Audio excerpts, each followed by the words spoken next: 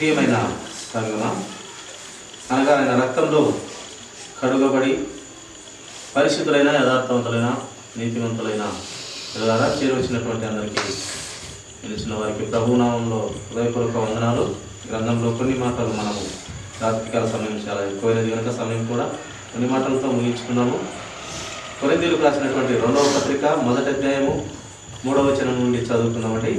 కనికరము చూపు తండ్రి సమస్తమైన ఆదరణను అనుగ్రహించు దేవుడు మన ప్రభువైన యేసు క్రీస్తు తండ్రి అయిన దేవుడు స్తుతింపబడునుగాక. మన తండ్రి అయిన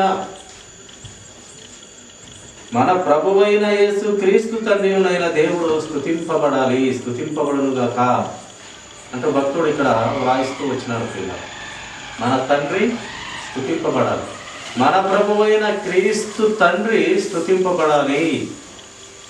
ఆయనే లోకమును ఎంతో ప్రేమించిన దేవుడు. ఆయన మాట చొప్పున యేసు క్రీస్తు ప్రభువారు ఆయన మాటలను స్థిరపరిచి అన్నీ చక్కగా చేసి ఆయన మాటే ఆహారమై సృష్టికర్త అయిన దేవుడు యేసుక్రీస్తు ప్రభువారు తండ్రి మాటలన్నింటినీ ఆహారంగా భావించి ఆయన సమాప్తం చేసినాడు, నెరవేర్చి సమాప్తం చేసినాడు. పిల్లలు కనుక ఆయన కనికరము దయా దాక్షిణ్యములు కలిగినటువంటి పరమందున మన తండ్రి మన విషయాలలో మనుషుల ప్రతి అవసరతలో, ప్రతి ఇరుకు ఇబ్బందులు, బాధల్లో, శోధనలో, ప్రతి దాంట్లో ఆదరణ ఎవరయ్యా నీకు చూపేది అంటే నీ పొరుగువారు కాదు, నీ ఇంటివారు కాదు, నీ భార్య పిల్లలు అంతకన్నా కాదు, అంతకన్నా ఎక్కువగా చూపించే ఆదరణ, ప్రేమ, కనికరము, దయ, దాక్షిణ్యములు ఎంతో కృపతో ఆయన ప్రేమించుచున్న దేవుడు, ఆదరించు దేవుడు మన యేసు క్రీస్తు ప్రభువారు. మన పరమ తండ్రి, మన పరిశుద్ధాత్మ దేవుడు, కృప కలిగిన దేవుళ్ళు, త్రియేకులుగా కనపడుతున్నటువంటి ఒకే ఒక్క దేవుడు, ముగ్గురుగా కనపడుతున్న ఒక్కడైన దేవుడు, ఒక మనిషికి ఆత్మ, శరీరము, రక్తము ఎలాగా ముగ్గురు కలిసి ఒకరై ఉంటారో అలాగే తండ్రి, కుమార, పరిశుద్ధ ఆత్మలు ఒక్కరుగా ఉన్న గొప్ప దేవుడు. ప్రియుల, ఒకరు చెప్తే అది వ్యతిరేకించేవారు కాదు, ఒకరు ఇంకొకటి చెప్తే అది వ్యతిరేకించేవారు కాదు. వారి ఆలోచనలో కేవలం సత్యం ఉంటుంది కనుక ఎవరు చెప్పినా సత్యమే బయలుపరచబడుతూ ఉంటుంది. ఒకరు చెప్తే అసత్యము, ఒకరు చెప్తే విడ్డూరము అలా కనపడదు. మన ప్రియకుడైనటువంటి దేవునిలో ఎవరు చెప్పినా సత్యమే చెప్తారు. కానీ ఈనాటి సంఘాల్లో అది లేకుండా పోతుంది. ఒకరు చెప్తే విడ్డూరం అవుతుంది, ఇంకొకరు చెప్తే సత్యం లేనట్టుగా ఉంటుంది, ఇంకొకరు చెప్తే సత్యం అయిపోతుంది, ఇంకొకరు చెప్తే అది కాదు ఆలోచన, ఇది కాదు ఆలోచన అని ఏక భావము, ఏక ఆలోచన, ఏక ఆత్మ, ఏక మనసు లేదు. కానీ మన సృష్టికర్త అయిన ముగ్గురుగా కనపడుతున్న, వినపడుతున్న దేవుడు మటుకు వాళ్ళు అలా ఉండరు, ఏకాత్మ కలిగి ఉంటారు. ఆ ఏకాత్మతోనే తండ్రిని ఆరాధించాలి, పూజించాలి అని దేవుని వాక్యం తెలియపరుస్తుంది. ఏకాత్మ, ఏకాత్మ. దేవుని వాక్యము ఒకే రకంగా అందరికీ అర్థం అవ్వాలి. పలు విధాలుగా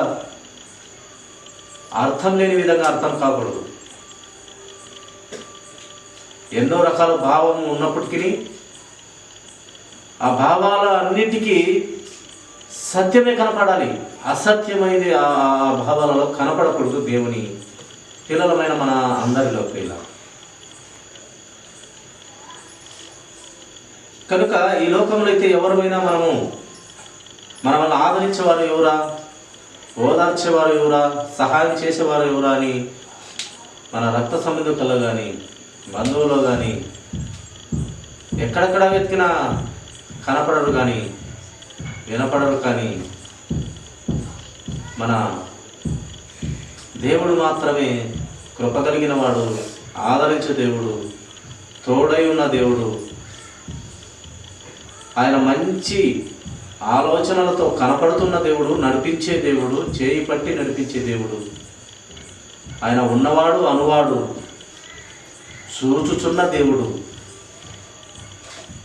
సత్యంలో ఉన్న దేవుడు. ఇలా అదే కింద మాటగా కూడా దేవుడు వ్రాయించినటువంటి, పరిశుద్ధాత్మ దేవుడు వ్రాయించినటువంటి మాట చదువుకున్నాను. దేవుడు మిమ్మును ఏ ఆదరణతో ఆదరించుచున్నాడో, దేవుడు మనల్నంట ఏ ఆదరణతో ఆదరించుచున్నాడో ఆదరణతో ఎట్టి శ్రమలలో ఉన్న వారినైనను ఆదరించుటకు శక్తి గలవారమగునట్లు ఆయన మా శ్రమ అంతటిలో మమ్మల్ని ఆదరించుచున్నాడు.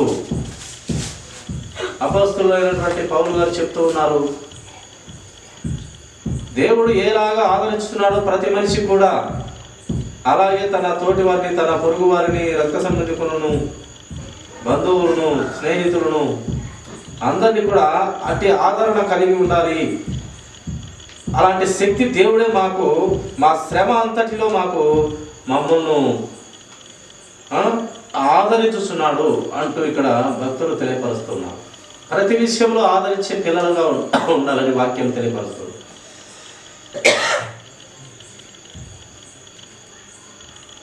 కనుక చూడండి, 5వ వచనం చదువుకున్నాం. అలాగే క్రీస్తు యొక్క శ్రమలు మా యందెలాగు విస్తరించుచున్నవో, ఆ యొక్క క్రీస్తు ఏలాగు తప్పు చేయకుండా శ్రమలు అనుభవిస్తూ వచ్చినాడో మేము కూడా అలాగే తప్పులు నేరాలైతే చేయలేదు, కానీ ఆయనను అంగీకరించిన తర్వాత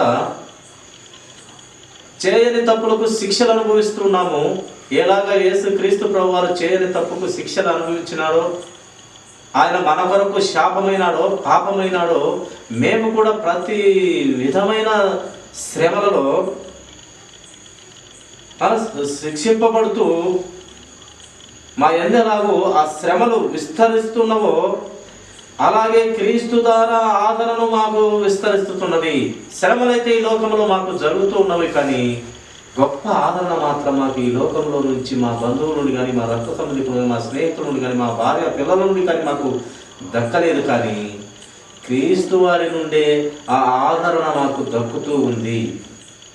ఒక కుటుంబంలో ఏ సమస్య అయినా, ఏ ఇరుకులు, ఇబ్బందులు, బాధలు, మరణమైనా మనిషి ఊరికే ఓదార్పు మాటలు చెప్పగలము, కానీ సంపూర్ణంగా మనము ఏ మనిషిని, ఎవరిని ఆదరించలేము. దేవుడే ఆదరించాలి. దేవుడే ఆ కుటుంబంలో జరిగినటువంటి స్థితులను బట్టి దేవుడు ఆదరిస్తాడు. ప్రతి ఒక్కరికి మరణం రావాల్సిందే. మనమైతే కృంగిపోతాం. మరణమైన కుటుంబాలు ఎంత కృంగిపోతాయంటే, ఇంకా ఎందుకు మాకు కూడా ఈ జీవితము, తన భార్య పోయినా, కొడుకు పోయినా, కుమార్తె పోయినా, లేక అతనే పోయినా ఎంత కుటుంబము తల్లడిల్లిపోతుంది అంటే చెప్పనీకి సాధ్యం కానంత స్థితిలోకి వెళ్ళిపోయి లేనిపోని రోగాలతో కొని తెచ్చుకున్నట్టు అవుతుంది పరిస్థితి. ఆయన విడిచిపెట్టి నన్ను తీసుకోవచ్చు కదా, పిల్లలు విడిచిపెట్టి నన్ను తీసుకోవచ్చు కదా అన్నట్టుగా ఎన్నో ఇదొక సంబంధమైన ఆలోచనలు కలిగి ఉంటాము. కానీ దేవుని పుట్టిన వారు ప్రతి ఒక్కరూ చనిపోవాలని ఆయన రూలు. మరణ వశములు ఆయన చేతుల్లోనే ఉంటాయి. ఆయన మరణం పెట్టినప్పటికీ అది మన మంచికే పెడతాడంట. ప్రియుల నీతిమంతులు ఎలాగ చనిపోతున్నారంట, తరువాత కొన్ని చూడకూడనిటువంటి పరిస్థితులు నా బిడ్డ, నా కుమార్తె, నా కుమారుడు అవి చూడకూడదు. అట్టి సంఘటనలు జరిగిపోయే కన్నులతో చూడవలసి వస్తుందని కొంతమంది నీతిమంతులను ఆయన పిలుచుకుంటాడట. కొంతమంది నీతిమంతులను ఎలా పిలుచుకుంటాడు? జరగబోయే సంఘటనలు నా కుమార్తె, నా కుమారుడు అవి చూడకూడదు, ఆ పనికిమాలినేటి చూడకుండా ఆయన పిలుచుకుంటాడంట. అందు నిమిత్తం కూడా నీతిమంతులను ఆయనకు మరణం ఇస్తాడంట. ఏబు గారి కుటుంబంలో శవాలు పడినప్పుడు కృంగలేదు, బాధపడ్డాడు. ఎమ్మటే వాక్యము హృదయంలో పెట్టుకొని చివక్కన లేచి, ప్రభువా నువ్వు ఇచ్చావు తీసుకున్నావు, నువ్వు మహిమపరచబడాలి ప్రభు అన్నారు. ఇప్పుడు అంతమంది ఆ మాట ఎవరు ధైర్యంగా చెప్పగలరు? ఒక అపస్తులైన పౌలు గారు చెప్పినట్టు ఎంతమంది ధైర్యంగా చెప్పగలరు? మరణమైన ఇంట్లో నువ్వు ఇచ్చినావు తండ్రి, నువ్వు తీసుకున్నావు, నువ్వు స్తుతి ఉన్నందుకు కాక అని ఎంతమంది చెప్పగలరు? ఆదరణ కూడికలో మాత్రం చెప్పగలరు ఆయన ఇచ్చినాడు, తీసుకున్నాడని. ఆ మరణమైనప్పుడు ఆ యొక్క శవం ఇంటి బయట ఉన్నప్పుడు అప్పుడు చెప్పలేదు. అప్పుడు చెప్పమనండి, రవ్వ నువ్వు ఇచ్చినావు, నువ్వు తీసుకున్నావు, నువ్వు మహిమపరచబడు కాక అని మనం ఎవరూ చెప్పలేదు. కానీ మహాభక్తులు చెప్పగలుగుతున్నారు ప్రియులు. కనుక ప్రతి విషయంలో ఆదరించేది మన ప్రభువైన యేసు క్రీస్తు ప్రభు వారు మాత్రమే అని మనకు లేఖనము తెలియపరుస్తూ ఉంది ప్రియులు. యోహాను సువార్త 14వ అధ్యాయము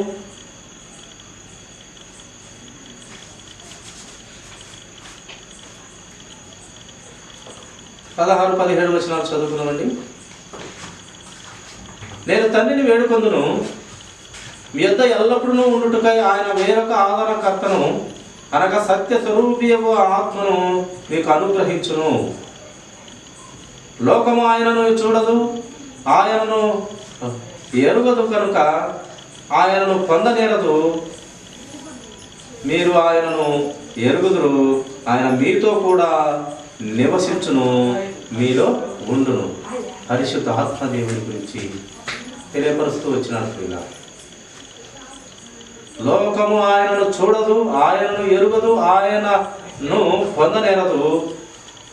మీరు ఆయనను ఎరుగుదురు, ఆయన మీతో కూడా నివసించును, మీలో ఉండును. పరిశుద్ధ ఆత్మదేవుడు ఎప్పుడైతే మనము నమ్మి మారు మనసు కలిగి బాప్తి ఉంటాడంట, వారిలోనే నివసిస్తాడు. వారి హృదయమే దేవుని ఆలయమై ఉంటున్నది. కనుక హృదయంలోనికి ఎట్టి పరిస్థితుల్లోనూ పనికి మాలిన ఈ లోక సంబంధమైన అలవాట్లతో ఆ హృదయాన్ని నాశనం చేసుకోకూడదు. మందు సిగరెట్లతో ఆ హృదయాన్ని అపవిత్రపరచకూడదు. దేవుడిచ్చిన ఈ గొప్ప దేహాన్ని, ఆ హృదయంలో నేను ఉంటానంటున్న ఆ యొక్క హృదయాన్ని, ఈ దేహాన్ని, ఈ శరీరాన్ని ఇచ్చి ఆ శరీరంతో సృష్టికర్తను ఆరాధించు పూజించు కొనియాడు అని చెప్తున్న దేవుని ఇల్లు అయినటువంటి మన దేహము ఈ చెడ్డ పదార్థాలతో, చెడ్డ పనికిమాలిన ఈ లోక సంబంధమైన వ్యసనాలతో ఆ యొక్క హృదయాన్ని పాడు చేయకూడదు. ఇంటిని ఇప్పుడు శుభ్రంగా పెట్టుకుంటారు కదా లేస్తానే, అలాగ మన హృదయాలను ఈ చెత్త, ఈ లోక సంబంధమైన చెత్త పాపం అంతా పెట్టుకుంటే ఈ పొగ లేక మందు ఇదంతా అవయవాలను పాడు చేస్తుంది.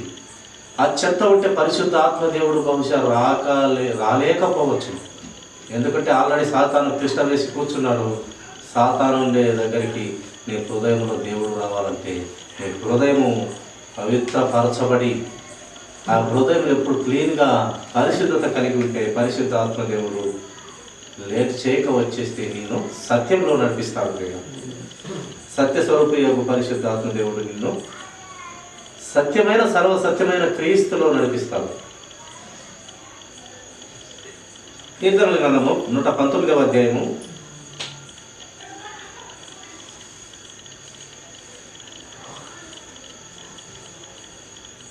119వ అధ్యాయము 50వ వచనం చదువుకున్నామండి. నీ వాక్యము నన్ను బ్రతికించి ఉన్నది, నా బాధలో ఇదే నాకు నెమ్మది కలిగించుచున్నది. భక్తుడు తెలియపరుస్తున్నటువంటి మాట, ఆయన వాక్యం అంట, ఆయన నోటి మాట అంట, లేక ఆయన కట్టడంట, ఆయన విధులు శాసనాలు, ఆయన గద్దింపుతో కూడినటువంటి హెచ్చరికలు, ఈ మాటలు అన్నీ కూడా ఈ భక్తునికి ఏమిస్తున్నాయంట? బ్రతికిస్తున్నాయంట. ఆయన అన్నము తింటున్నాడు మామూలే, ఏ దాని చేతయ్యా నువ్వు బ్రతికేదంటే వాక్యమే వాక్యమే వాక్యమే అంటున్నాడు. యేసుక్రీస్తు ప్రభువారు కూడా తండ్రి మాటలనే ఆహారము అన్నాడు. ఆయన ఏమి చెప్పినాడో అదే నాకు ఆహారం అన్నాడు. ఇక్కడ భక్తులు కూడా చూడండి, ఆయన వాక్యాన్ని బ్రతికిస్తుంది, ఆహారంగా నన్ను బ్రతికిస్తుంది. వాక్యము అన్నం కాదు అని ఇక్కడ రాయిస్తూ వచ్చిన పరిశుద్ధాత్మ దేవుడు. నా బాధలో ఇదే నాకు నెమ్మది, నీ వాక్యమే నాకు నెమ్మది, ఆదరణ, సంతోషము, ఆనందము. శ్రమలలో సైతం నేను ఆనందంగా ఉండగలుగుతున్నాను అంటే తండ్రి నీ వాక్యమే, నీ వాక్యమే, వాక్యమే, వాక్యం. అంత శక్తి గలది వాక్యం. ఇది ఎటువంటి ఖడ్గము కంటేను రెండంచులు కలిగిన ఖడ్గమై ఎటువంటి హృదయాన్ని చీల్చివేసి ఎముకల మూలుగులే కూడా వెళ్ళి వాక్యము అంతగా పనిచేస్తుందంట. ఎటువంటి ఖడ్గానైనా చీల్చేస్తుంది, ఎముకల మూలుగులే కూడా పోయి పనిచేస్తుంది దేవుని వాక్యం. అంత శక్తి కలది వాక్యం. అందుకే ఆయన వాక్కిస్తే భూమి కలిగింది, ఆయన వాక్కిస్తే సముద్రాలు, ఆకాశ నక్షత్రాలు కలిగినాయి, ఆయన వాక్కిస్తే దేవదూతలు కలిగినారు. దేవదూతలు కలిగిన వారిలో లూసిఫరుగా మారినటువంటి అపవాది కూడా కలిగిపోయినాడు. ఆయన మహాప్రేమ సంపూర్ణుడు కనుక అపవాది గాని భూమి మీదకి త్రోసివేసి ఆ అపవాది గానికి ఇచ్చినటువంటి వరాలు కానివ్వండి, శక్తులు కానివ్వండి, రిటర్న్ తీసుకోకుండా త్రోసివేసిన దేవుడు ప్రియ, చాలా గొప్ప దేవుడు. కనుక ఆయన వాక్యము బ్రతికిస్తుంది, బాధలలో నెమ్మదిస్తుంది. ఇరుకుల ఇబ్బందుల్లో కూడా, ఉరుకుల ఇబ్బందులు ఉన్నా కూడా సంతోషంగా బ్రతకగలరంట. ఎలా బ్రతకగలరు ఇరుకుల ఇబ్బందులు కూడా సంతోషంగా? ఇరుకుల ఇబ్బందులు, బాధలు, ఆర్థిక సమస్యలు, ఇంట్లో మరణాలు, లేక విపరీతమైనటువంటి సోదరులు, విరిగి నలిగిన మనసు, గుండె చెదిరిన మనసు, ఇవన్నీ తట్టుకొని ఆనందంలో ఒక మనిషి ఉండగలుగుతున్నాడంటే వాక్యానికి ఉన్నటువంటి శక్తి చూడండి. ఆ శక్తి తెలియపరుస్తున్నాడు భక్తుడు. బాధలలో ఇదే నాకు నెమ్మది కలుగజేస్తుంది, నీ వాక్యం నాకు ఆహారమై ఉన్నది ప్రభువా అంటూ లేఖనము ఇక్కడ వ్రాయిస్తూ వచ్చిన పరిశుద్ధాత్మ దేవుడు.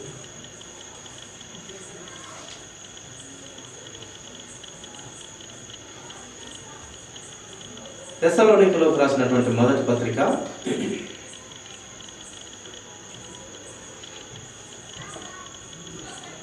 4వ అధ్యాయము చివరి వచనమైన 18వ వచనం చదువుకున్నాను. తెస్సలోనికీయులకు రాసినటువంటి మొదటి పత్రిక 4వ అధ్యాయం 18వ వచనం. కాబట్టి మీరు ఈ మాటల చేత ఒకరినొకడు ఆదరించుకొనుడి. ఏంటి ఆ మాటలు? దేవుని సత్యమైన పలుకులు, దేవుని నిత్య జీవపు కలిగినటువంటి మాటలు. యేసుక్రీస్తు ప్రభువారు ఒకనొక సమయంలో ఆయన మాటలకు కొంతమంది 70 మంది శిష్యులు ఉన్నప్పుడు, 12 మంది కాక 70 మంది ఉన్నప్పుడు కొన్ని ఆయన మాటలు విని ఏ అపార్థం చేసుకున్నారో లేక వాక్యము తప్పుగా అనుకున్నారో ఏమో తెలియదు, కానీ ఆయన శిష్యరికంలో నుంచి, ఆయన గురువు శిష్యులుగా అనబడి ఉంటున్న ఆయన దగ్గర నుంచి వెళ్ళిపోదలిచినారు ఒక 70 మంది. వాక్యం అర్థం కాక, సృష్టికర్త అయిన దేవుని ఆలోచన విధానము తెలియక 70 మంది ఆయన దగ్గర పనిచేస్తూ శిష్యరికంగా ఉంటూ ఆయన బిడ్డలుగా, ఆయన సైనికులుగా వాక్యాన్ని అంగీకరించిన వారు తర్వాత మళ్ళీ ఆ వాక్యాన్ని విడిచిపెట్టి, వాక్యమే దేవుడు, దేవుడే వాక్యమైన ఆయన విడిచిపెట్టి వెళ్ళిపోతుండగా మిగతా 12 మందిని యేసుక్రీస్తు ప్రభువారు ఏమన్నాడంటే, మీరు కూడా వెళ్ళుదురా, వాళ్ళు వెళ్తున్నారు నన్ను విడిచిపెట్టి, మీరు కూడా వెళ్తారా అంటే అప్పుడు వాళ్ళలో, ప్రభువా నిన్ను విడిచి మేము ఎక్కడికి పోగలము తండ్రి, నిత్య జీవపు మాటలు కలిగిన దేవుడవు, ఆ యొక్క పరలోక రాజ్యములో పరిశుద్ధుల పట్టణంలో ఉండే దేవుడవు, నిత్య జీవపు మాటలు కలిగిన దేవుడవు తండ్రి, నిన్ను విడిచిపెట్టి మేము ఎక్కడ బ్రతకగలము, ఎక్కడ ఉండగలము తండ్రి, మేము పోయే క్వశ్చనే లేదు నాయన, చావైతే నీతోనే, బ్రతుకుట నీతోనే అని చెప్పినాడు. అందుకే భక్తుడు అపోస్తలుడు అయినటువంటి పౌలు గారు ఆ యొక్క గొప్ప మాటని మరణమైన శిష్యులందరూ కూడా మరణమైనారు ప్రియుల. అంతలా శిష్యరికం చేసినారు. అంతర సైనిక తత్వం క్రీస్తు దగ్గర చేసినారు. ఎక్కడికి పోతాం ప్రభువా? నీ మాటలు విడిచిపెట్టి, నిత్య జీవపు మాటలు విడిచిపెట్టి ఈ పనికిమాల లోకంలో ఎక్కడ పోయి బ్రతుకుతాము? నీతి, సత్యము, న్యాయము, ధర్మము ఎవరు చెప్పగలడు ఈ లోకంలో? నీకన్నా గురువు ఎవడు ఈ లోకంలో? నిన్ను మించిన వాడు ఎవరున్నారు? ఈ పనికిమాలలో పోతున్నారు, కానీ నిన్ను మించిన వాడు ఎవరున్నారు? మేము సంపాదించుకోగలము? నీ పాదాల చెప్తే మేము మరణం అవుతాం, కానీ మేము వెళ్ళమన్నారు. ఆ 12 మంది శిష్యులన్న మాట చొప్పున వారికి పరలోక రాజ్యంలో 12 గుమ్మములతో కూడినటువంటి మహా పట్టణాన్ని దేవుడు ఏర్పరిచినాడు. అది సృష్టికర్త అయిన దేవుని ఆలోచన విధానము. ఫస్ట్ అయితే ఈ 12 మంది కూడా పొరపాట్లో, అవిధేయతలో, పరిపక్వత లేని స్థితిలో ఉన్నారు. కానీ నిదానంగా నిదానించి చూడగా నిదానించి చూసినారు, తడుములాడి చూసినారు. శిలువ వరకు ఆ మరణంలో చూసినారు. నిదానించి చూసి ప్రాణాలు పెట్టినారు. పిల్ల మోసే ఇశ్రాయేలు ఏలుతున్నప్పుడు దేవుని మాట వినకపోవటం చేత, దేవుని సరిగా అర్థం చేసుకొనుటక తెలియక, గుర్తించలేక ఆయన మహా గొప్పతనాన్ని దేవుడు వారికి బుద్ధి వచ్చులాగున, జ్ఞానం వచ్చులాగున, దేవుని శక్తి తెలియపరచబడులాగున ఏం చేసినాడంటే పాములను వారి మీద అంతా కురిపించినాడు దేవుడు. ఎక్కడ చూసిన పాములు, త్రాసు పాములు, ఎక్కడంటే అక్కడ కాటేసి చంపుతూ ఉన్నాయి జనాలందరినీ. వారిలో ఇశ్రాయేలులో తట్టుకోలేక చనిపోతుంటే కొంతమంది పెద్దలు తెలివి వచ్చి, బుద్ధి వచ్చి, జ్ఞానం వచ్చి మోసే దగ్గరికి పరిగెత్తుకుంటూ వచ్చి, అయ్యా సృష్టికర్తకు ప్రార్థన చేయండి అయ్యా, ఈ యొక్క బాధల నుండి మమ్మల్ని తప్పించుము, తండ్రికి మొరపెట్టుమని చెప్పినప్పుడు తండ్రికి మొరపెట్టగా, మోసే నీవు ఒక ఇత్తడి సర్పమును తయారు చేసి ఒక స్తంభం, ఎత్తైన స్తంభం మీద దాన్ని పెట్టి నిదానించి ఆ సర్పమును చూడమని చెప్పు అని చెప్పినాడు. ఎవరు చెప్పింది? దేవుడు మోసేకు చెప్పినాడు. వీరందరూ వచ్చి, బుద్ధి వచ్చి, జ్ఞానం వచ్చి, మరణం అవుతుంటే తట్టుకోలేక పిల్లలు మరణం అవుతున్నారు, లేక తండ్రులే మరణం అవుతున్నారు, రక్త సంబంధికులు మరణం అవుతున్నారు, తట్టుకోలేక అప్పుడు వచ్చింది బుద్ధి, జ్ఞానము, వివేచన వచ్చి సృష్టికర్తకు ప్రార్థన చేయ మోసే గారు అన్నప్పుడు చేసినప్పుడు ఒక ఎత్తైన స్థితిలో ఎత్తడి సర్పము, ఒక సర్పాన్ని నిలవబెట్టు, ఆ సర్పాన్ని నిదానించి చూడమను, నిదానించి చూసిన ప్రతి వాడు బ్రతుకుతాడు అని చెప్పినప్పుడు అప్పుడు చూసినారు పాములు కలుస్తూ ఉన్నాయి. నిదానించి ఆ సర్పాన్ని చూసినప్పుడు ఏమైనాయంటే కరిచిన పాములు చనిపోవటం మానేసి బ్రతుకుతూ వచ్చినారు. నిదానించి చూసిన ఆ సర్పమును, పైకి ఎత్తబడిన సర్పమును చూసి కరిచినా కూడా సర్పాన్ని చూస్తూ ఉంటే బ్రతుకుతూ వచ్చినారట ప్రియుల. అందుకే మన యేసుక్రీస్తు ప్రభువారు కూడా ఆ ఎత్తబడిన సర్పంలాగే మన యేసుక్రీస్తు ప్రభువారు సాదృశ్యంగా కలువరి శిలువలో ఆకాశముకు భూమికి మధ్యలో వేలాడదీయబడినాడు. ఎవడైతే మారు మనసు కలిగి రక్షణ నిమిత్తము, పాప క్షమాపణ నిమిత్తము మారు మనసు కలిగి క్రీస్తును ఒప్పుకొని, పాపములు ఎవరైతే ఒప్పుకొని పరిశుద్ధ రక్షణ వస్తుంది. రక్షణతో పాటు పరిశుద్ధాత్మ దేవుడే నీ హృదయంలోకి వస్తాడు. గొప్ప ఆదరణగా నీకుంటాడు. నీవే దేవుని మందిరం అయిపోతావు. చాలా ఆశీర్వాదం. ఈ లోకంలో ఒకనొక సమయం అందరం చనిపోవాల్సిన వారమే. అయినప్పటికీ మళ్ళీ తిరిగి ఆ చనిపోయిన దేహాలను మహిమ శరీరాలతో లేపగలిగిన ఏకైక దేవుడు మన యేసుక్రీస్తు, మన సృష్టికర్త, సర్వలోకమును సృష్టించి నడుపుతున్న గొప్ప దేవుడైన యేసుక్రీస్తు ప్రభువారు మనకు దిక్కు. మనము మళ్ళీ మహిమ శరీరాలతో లేపి నిజమైన జీవం లేనికి పరలోక రాజ్యానికి చేస్తున్న గొప్ప దేవుడు ప్రియుల. అందుకే మనము ఆ సిలువలో ఆయన సిలువ సువార్త వ్యర్థము కాకుండా ప్రతి మనిషికి సువార్త చేయాలి. ఆయన మారునామను ప్రాచుర్యం చేయాలంట ప్రియుల, అప్పుడు బాగుపడతాం మనం. ఆయన మాట ఎవరైతే వింటారో వాడు బాగుపడతాడు. ఇశ్రాయేల్ ప్రజలు వెనక మళ్ళీ మోషే గారి ద్వారా విని ఆ యొక్క ఇతడి సర్పను చూసి బాగుపడినారో, ఇప్పుడు ఇతడు సర్పము లాంటి యేసుక్రీస్తు ప్రభువారు శిలువను చూసి నిదానించి చూస్తే మనము కూడా బాగుపడి ఈ లోకంలో మరణమైతే అవుతాం, కానీ మళ్ళీ తిరిగి ప్రభువారు వచ్చిన తర్వాత మరణమైన నీ దేహాన్ని లేపి మళ్ళీ పరలోక రాజ్యంలో నిన్ను పెట్టబోతున్న దేవునికి నీవు మనసిచ్చి పాపాలు ఒప్పుకొని బ్రతికితే మన జీవితాలు ధన్యమవుతాయి. యుగ యుగాలు తండ్రి వద్ద ఉంటాం. యుగ యుగాలు నిత్య నరకాగ్నిలో కాదు, మనం ఆయన నిదానించి చూస్తే మనము యుగ యుగాలు తండ్రి వద్ద మనము ఉండబోతున్నాం. కనుక నిదానించి యేసయ్యను, ఆ పరిశుద్ధుని, ఆ నీతిమంతుని, ఆ కల్మషం లేని నరునిగా పుట్టిన ఆ దేవుణ్ణి మనం నిదానించి చూసి మన పాపములు ఒప్పుకొని పరిశుద్ధతగా బ్రతకాలి. నీతిగా యథార్థతగా బ్రతికితే అట్టి ఆత్మను దేవుడు రక్షించి ఆయన దగ్గర పెట్టుకుంటాడు. ప్రియుల, యోహాను సువార్త 19వ అధ్యాయం 26వ వచనం చూడండి.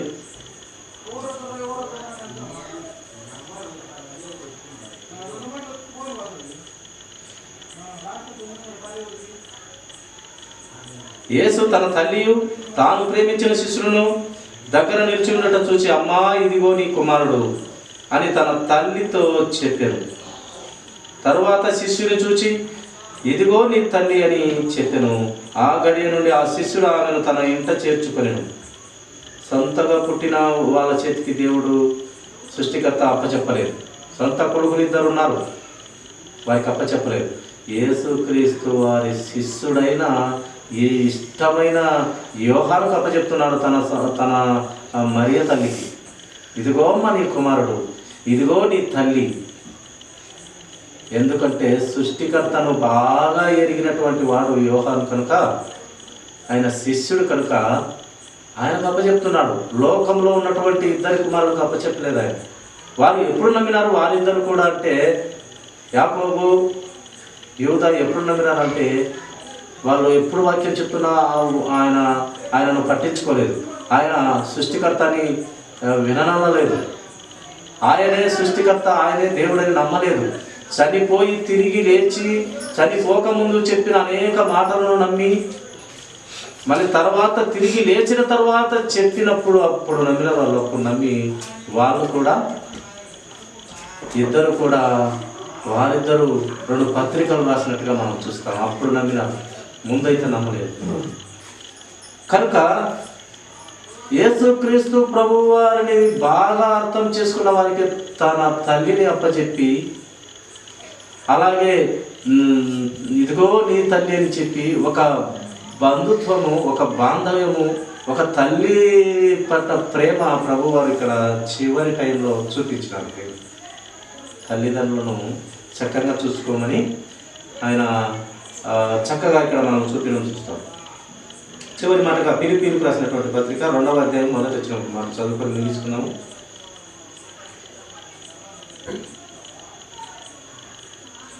కావున క్రీస్తునందు ఏ హెచ్చరికైనను, ప్రేమ వలన ఆదరణ అయినను, ఆత్మయందు ఏ సహవాసమైనను, ఏ దయారసమైనను, వాత్సల్యమైనను ఉన్న ఎడల మీరు ఏక మనసులగునట్లుగా ఏక ప్రేమ కలిగి ఏక భావము గలవారుగా ఉండి ఒక్కదాని యందే మనసుంచుచు నా సంతోషమును సంపూర్ణం చేయండి. ఇది ప్రియులారా క్రీస్తు ప్రభువు ఆలోచన. మీరు పలు రకాల ఆలోచనలతో ఉండద్దండి. చాలా సంఘాల్లో రకరకాల విశ్వాసాలతో కూడి ఉంటారు, రకరకాల విశ్వాసాలు. సంసోనుకు శక్తి ఆమె నుంచి వచ్చిందంటే ఎటుకల నుంచి వచ్చిందని ఒకరు నమ్ముతారు. దేవుని ప్రణాళిక అర్థం చేసుకోరు. ఇలా ఒక్కొక్క సంఘంలో ఒక పొరపాటు బోధని అదే నిజమని ఇప్పటికీ నమ్ముతున్నారు. కానీ సంసోనుకు బొచ్చు పెరిగితే ఏముంది, నెత్తి మీద పెరక్కుంటే ఏముంది. దేవుని ఆత్మ వచ్చినప్పుడల్లా అతడు గొప్ప కార్యాలు చేస్తూ వచ్చినాడు. బొచ్చు పెరిగితే గొప్ప కార్యాలు చేయలే. అక్కడ నెత్తి మీద బొచ్చు పెరిగితే గొప్ప గొప్ప కార్యాలు చేయలే. ఎప్పుడైతే దేవుని ఆత్మ అతన్ని ఆవరిస్తూ వచ్చిందో అప్పుడే అద్భుత కార్యాలు చేస్తూ వచ్చినాడు. చివరి టైంలో కూడా ప్రభువా ఒక్కసారి నాకు అవకాశం ఉంది ప్రభువా, నేను ఒక వేశ్య అయినటువంటి ఒక స్త్రీ వల్ల నేను స్త్రీలోనైనాను, ఒక్క అవకాశం ప్రభు నీ ప్రణాళిక నెరవేరుస్తాను. అసలు ఆయన ప్రణాళికలో పుట్టింది ఆ యొక్క ఫిలిష్తీయులందరినీ నాశనం చేయడానికి కారణ జన్ములుగా పుట్టినాడు ఆయన.